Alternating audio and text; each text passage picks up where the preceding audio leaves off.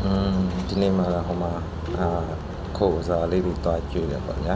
။ဘာရင်လည်းတော့မဟုတ်ပါဘူး။ဒီကတွားကြည့်ရပေါ့။ကျင်းလေးကောင်းပါလေ။ခိုးလေးမှအများကြီးပေါ့။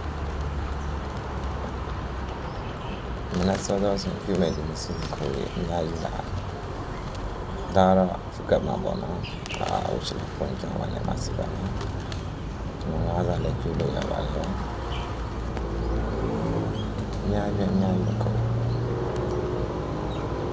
တကောင်းကလက်ပေါ်တက်လာတယ်။အဲ့လေဘယ်လိုမှကြောက်လို့ကျွေးနေကြစတယ်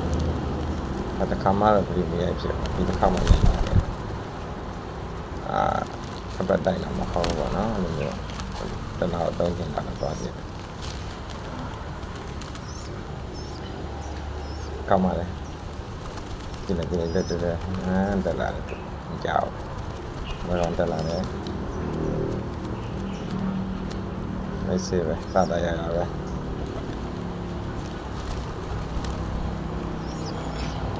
လုံးဝမကြောက်ဘူး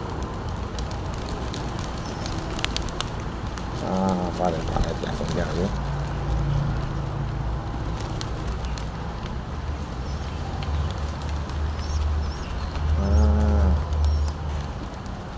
တော့ကြည့်ကြပါခုလိုရပါတယ်